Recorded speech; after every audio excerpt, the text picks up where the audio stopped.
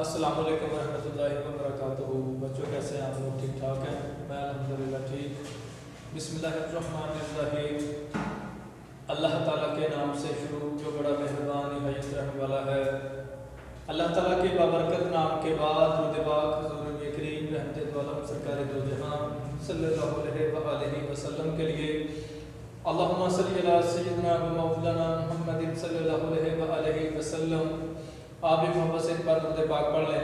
आज मुतालिया पाकिस्तान क्लास 9 जो lecture number आपका 9 है और चैप्टर नंबर बाब 2, ठीक है। मुतालिया पाकिस्तान क्लास 9 का जो आज पहला चैप्टर हमारा मुकम्मल हो गया था, तो लेक्चर नंबर 9 बाब 2 तहरीक पाकिस्तान और पाकिस्तान का क्या।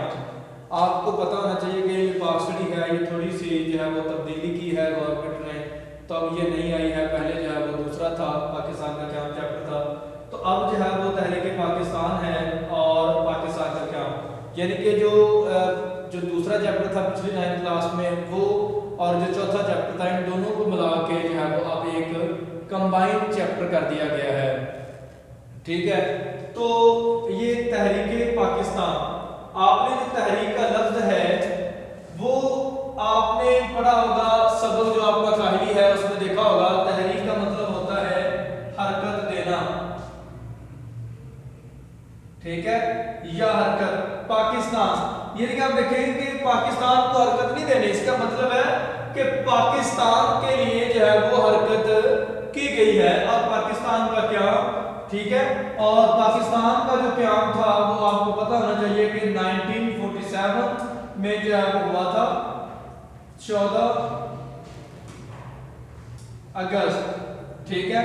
हरकत देना यानी कि तहरीक पाकिस्तान यानी कि पाकिस्तान के क्याम के लिए, इसको हम इधर लिख लेते हैं, पाकिस्तान के क्याम के लिए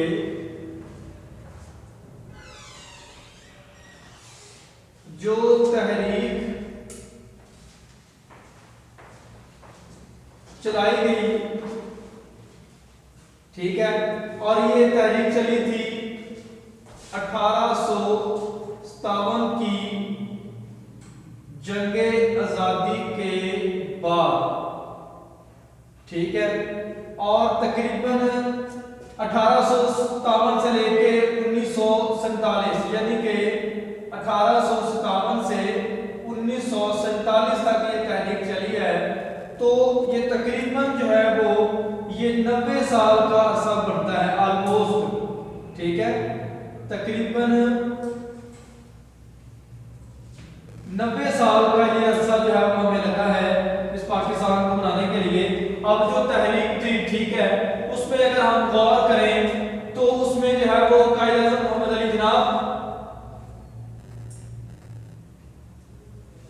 कायद-ए-आज़म मोहम्मद अली जनाब,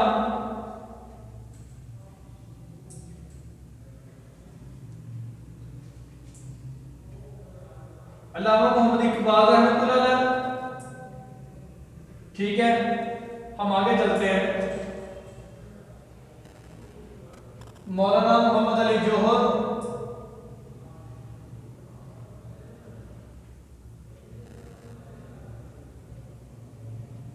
सरदार अब्दुल रब मिस्टर, ठीक है। और दूसरे जो है वो हुक्मरान थे, ठीक है, जिन्होंने जो है वो इस तहरीक को जो है वो चलाया और फिर जो है वो इसको अपने मंतकी अंजाम तक पहुंचाया, ठीक है। तो जो तहरीक पाकिस्तान का पस मंजर है, ठीक है, वो अगर हम देखा जाए, ये तो अभी जो रिसेंटली जो डेवलपमेंट हुई है जिसमें से 1857 की जगह आजादी है उसका हमें बताया गया है। लेकिन अगर हम जो है वो गौर करें, जो बर्रे सगीर पर जो हमारी जो हुकूमत आना शुरू हुई है, जहां से हमने हुकूमत पूरी दुनिया पर शुरू की है, वो 712 ईस्वी में जनूबी एशिया में मुसलमानों की आमद होती है। वो जो आते हैं यहाँ पर मोहम्मद बिन कासिम,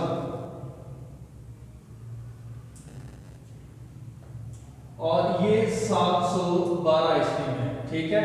और ये सिंध को फतह करते हैं। ठीक है, तो ये जो है वो जनूबी एशिया में अगर हम देखें तो हमारी जो आमद है वो होती है जनूबी एशिया मुसलमानों की आमद 712 ईस्वी में। ठीक है, सिंध को फतह करने के लिए जब मोहम्मद बिन कासिम आते हैं जो है वो सिंध की एक बेटी जो है वो मदद के लिए पुकारती है, तो मोहम्मद बिन कासिम जो है वो क्या करते हैं, ये पूरा अपना लाव लश्कर लेके जो है वो सिंध पर हमला कर देते हैं और जो है वो तारिक बिन ज़ियाद को शिकस्त दे के जो है वो सिंध को फतह कर लेते हैं। और फिर अब ये देखिए 712 से लेके पीछे जब हमने पढ़ा था सवाल जो है वो, उसमें भी मैंने आपको पूरी हिस्ट्री का जो चार्ट बना के दिखाया था। ठीक है, और जो क्या कहते हैं मोहम्मद बिन कासिम सल्तनत दिल्ली वो सारी मैंने बताई थी। तो मोहम्मद बिन कासिम आते हैं, फिर औरंगजेब जो है वो जो मुगल बादशाह है हमारे जो क्या कहते हैं आलमगीर, औरंगजेब आलमगीर जो है वो। ठीक है, तो 1707। ठीक है, तो जब ये औरंगजेब आपको पता है कि जो है वो अकबर आता है, जहांगीर आता है, शाहजहां आता है। ठीक है, शाहजहां के बाद औरंगजेब आता है। ठीक है, औरंगजेब दीन की खिदमत करता है। जब औरंगजेब का इंतकाल होता है, जब हमने पीछे भी पढ़ा था, औरंगजेब का जब इंतकाल होता है तो फिर क्या होता है कि इस जो मुगल बादशाह जो क्या कहते हैं सल्तनत है उस पर जो इसके बेटे हैं, औरंगजेब के बाद उसके बेटे आते हैं। ठीक है, तो वो आपस में लड़ना शुरू हो जाते हैं, तो जिसकी वजह से जो है वो जवाल शुरू हो जाता है इसकी मुगल बादशाह की वफात के बाद 1707 में। ठीक है, फिर जब ये वफात आती है आपको पता है कि जो आपस में लड़ पड़ते हैं, तो इस्लाम को थोड़ा सा जो है वो क्या कहते हैं हिंदू जो है वो काबज करने की कोशिश, मुसलमानों को तंग करने की कोशिश करते हैं। ठीक है, तो हिंदुआना रस्म रिवाज आगे बढ़ने की कोशिश करते हैं या हावी होने की कोशिश करते हैं, तो हजरत शाह वली रहमतुल्लाह जो है वो इस्लाम की तबलीग करते हैं। ठीक है, ये हमने पीछे भी पढ़ा था, इस्लाम की तबलीग करते हैं। ठीक है, तो अंग्रेज एक तजारती कंपनी थी, जब जो है वो तजारती कंपनी थी, उसका नाम था east India company, east India company. तो आपको पता कि जब जो अंग्रेज जो है वो बरसगीर में आते हैं तो वो तिजारत की गरज से आते हैं। ठीक है, और फिर वहां पर जो है वो आहिस्ता आहिस्ता जो है वो अपनी कंपनियां बनाना शुरू करते हैं, तिजारत करते हैं, वहां को इलाका पसंद आ जाता है और फिर ये कंपनियां बनाते बनाते ये पूरे जो है वो क्या कहते हैं ये बरसगीर पर काबज हो जाते हैं। ठीक है, तो फिर 1757 के अंदर जो है वो एक जंगे फलासी होती है। 1757 जंगे फलासी, तो बंगाल के नवाब शाह जो दौलत होते हैं, आपको पता है सलीबी जंगें भी होती हैं, और फिर जब जंगे फलासी 1757 में होती है, जंगे आजादी 1857 में और ये फिर 1757 में। ठीक है, तो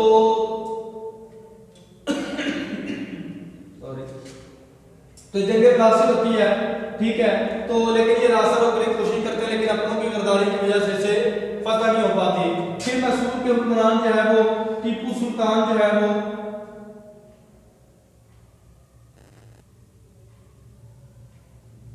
1799 ये इनकी शहादत होती है।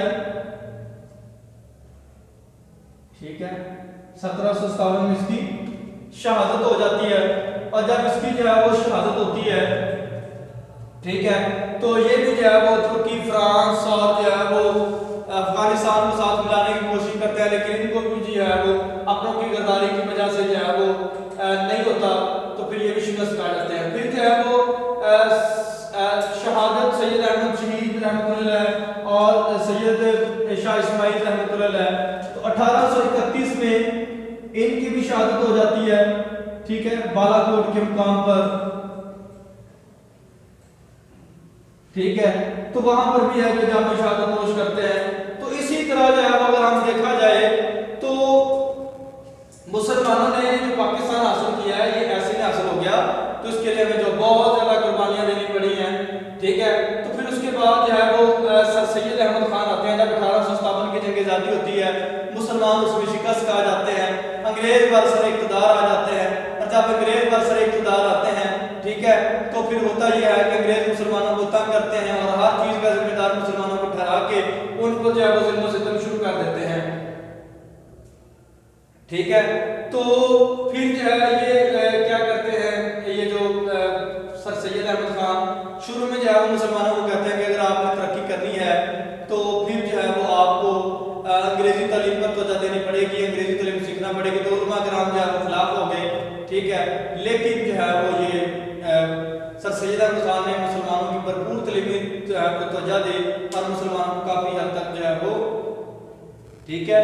और इसका जो पहला पॉइंट था सर सैयद अहमद खान जो है वो आपको बता दूं मैं, जो 1817 में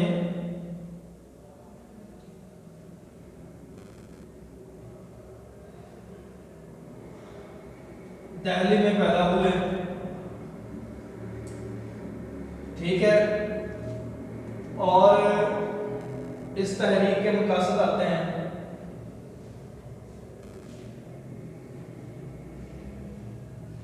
ठीक है। इसका जो पहला पॉइंट है, हुकूमत और मुसलमानों में एतमाद कायम करना, ठीक है। और फिर इसका जो दूसरा पॉइंट था, अंग्रेजी अलूम सीखने की तरफ तवज्जो देना। तो सर सैयद अहमद खान ने जो है 1857 के बाद जो है वो, ठीक है, एक तहरीक शुरू की। तो जो तहरीक अलीगढ़ जो है वो कहलाई। तो 1857 के बाद जो तहरीक चलती है मुसलमानों की, उसे जो है वो तहरीक अलीगढ़ कहते हैं। तो उसके मकासद थे कि हुकूमत और मुसलमानों में जो है वो एतमाद, जो है वो हुकूमत किसकी थी, अंग्रेजों की, एतमाद कायम किया जाए कि इस जंग के जो भी हुआ है मुसलमान इसके जो है वो जिम्मेदार नहीं है। फिर मुसलमानों को अंग्रेजी रूप की तरफ जो है वो सीखने की तरफ जो है वो तवज्जो देना। और फिर इसका जो तीसरा पॉइंट था जो हम अभी देखते हैं, ठीक है। और तीसरा पॉइंट था मुसलमानों को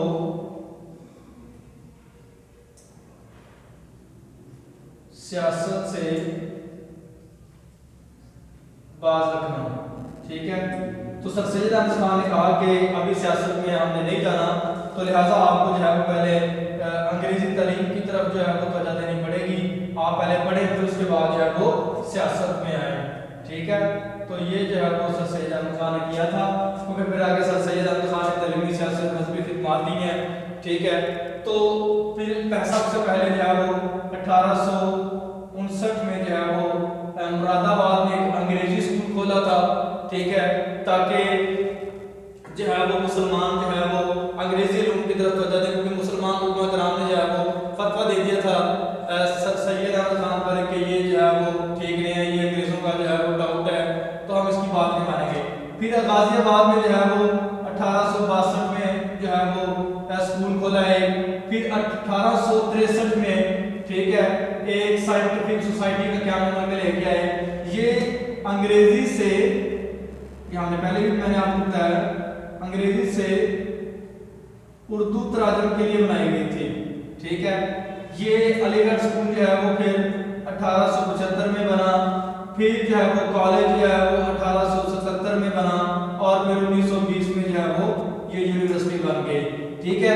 तो इस तरह जो है वो सर सैयद अहमद खान की जो खिदमत हैं वो बहुत ज़्यादा है। अगर देखा जाए तो सर सैयद अहमद खान ने मुसलमानों की जो है वो खिदमत में कोई कसर नहीं छोड़े, और ये सारा कुछ जो है वो मुसलमानों के लिए किया था कि मुसलमान जो है वो तालीम के मैदान में जो है वो पीछे ना रह जाए।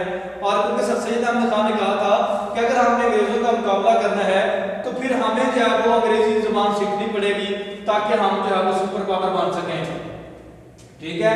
इंडियन नेशनल कांग्रेस जब 1885 में बनी थी, इंडियन कांग्रेस 1885 में बनी थी। विलियम ए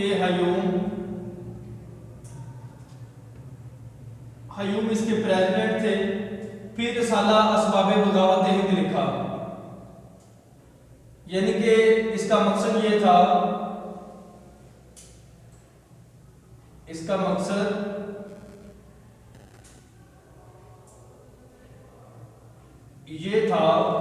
के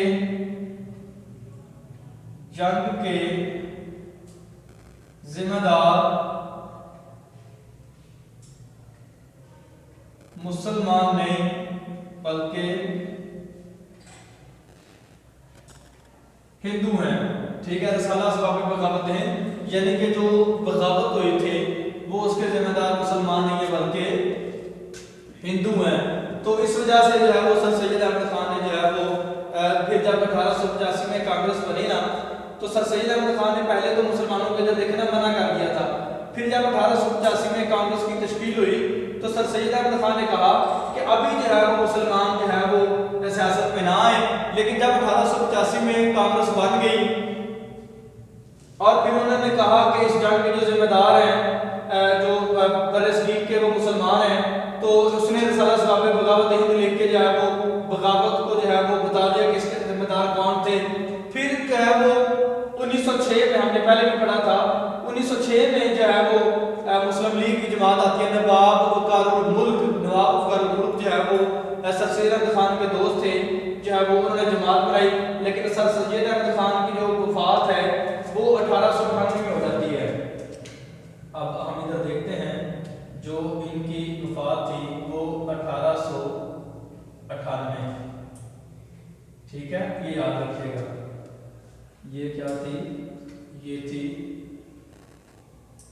वफात। ठीक है, तो ये मेरा बेटा जो है वो आपका ये मुकम्मल होता है। ठीक है, तलीमी सियासत और मजहबी खिदमात। आगे जो है वो तकसीम बंगाल जो है वो तकसीम बंगाल जो है ये आपको पता है कि ये मशरकी हिस्सा था। ठीक है, और मगरबी हिस्से में था। आपको पता है कि मशरकी हिस्सा जो है वो 16 दिसंबर 1971 को जो है वो हमसे अलहदा हो गया, बांग्लादेश में चला गया। तो ये मशरकी और जो है वो मगरबी हिस्सों में डिवाइड था। तो इसमें जो है वो मुसलमानों की अक्सरियत थी। तो पहले तो जो है वो हिंदुस्तान के जो वायसराय थे उस वक्त जो है वो लॉर्ड कर्जन जो थे वो इसके वायसराय थे, लॉर्ड कर्जन। उसने जो है वो इनकी सिफारिश पर जो है वो 1905 में जो है वो तकसीम कर दी थी और फिर 1911 में जो है वो बंगाल की तनसीब यानी कि मंसूब कर दिया। ठीक है, यानी कि जो 1905 में तकसीम हुई थी, ठीक है, तो उसको ख़त्म कर दिया। ठीक है, तो इस तरह जो है वो मुसलमानों पर जो है वो अंग्रेज़ों ने बहुत ज़्यादा जो है वो मुसलमानों पर जो जुल्म सितम थे वो सारा कुछ किया। तो जिसकी वजह से जब तकसीम हुई तो मुसलमान जो है वो बहुत ज़्यादा खुश थे।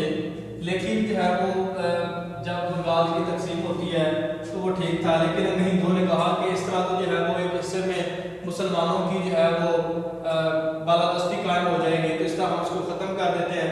तो फिर 1911 में हिंदुओं के एहतजाज की वजह से जो है वो पार्लियामेंट में जो है इसको मंसूख कर दिया। तो ये मेरा बेटा आपका जो टॉपिक था ये आज जो है वो मुकम्मल हो गया है और उम्मीद करता हूँ जो है वो आपको समझ आ गई होगी। तो इंशाल्लाह कल हम अगला टॉपिक पढ़ेंगे। तब तक मुझे इजाज़त दें। अल्लाह हाफिज़।